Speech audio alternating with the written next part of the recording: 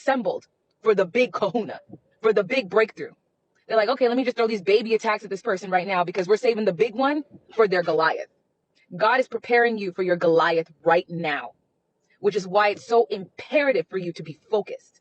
Don't take your eye off the road just because you see all these flying darts everywhere.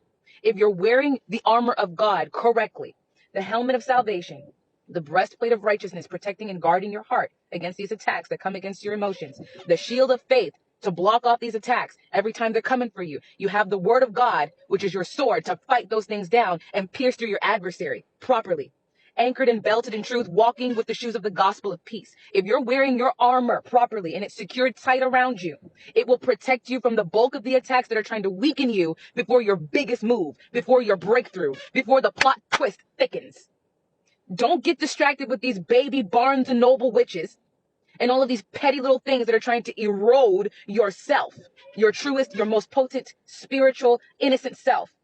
Because you won't have time to play damage control and bandage up those things when God has you on the road.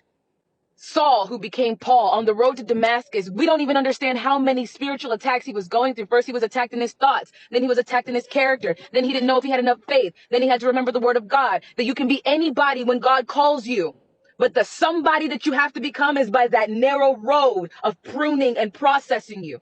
So don't be discouraged when things don't look the way they're supposed to. Don't be discouraged when people are coming out of the woodworks and trying you. Don't be discouraged when you're battling lust right before you're trying to go to bed. Don't be discouraged when the things that you thought you had set up and planned out start falling through. Don't be discouraged. When all else fails, just stand. Because right now you're in the bunker. They're throwing rocks at you. They're standing on two different sides, and you're guarding your heart, and you're walking like those soldiers in the 1950s and 1960s. And you have a very thick helmet on, just in case you step on a landmine or something tries to hit your head. God is still covering you. If he's positioned you for this, he's going to bring provision for you.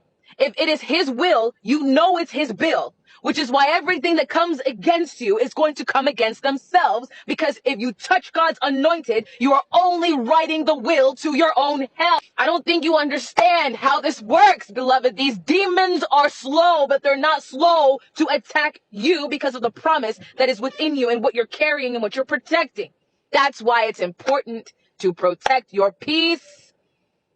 I used to sing this song all the time. There's this beautiful woman from England that used to sing this song. If it costs you your peace, it's too darn expensive. You are wasting your time. It's getting excessive. Show some love to yourself. It's far more impressive.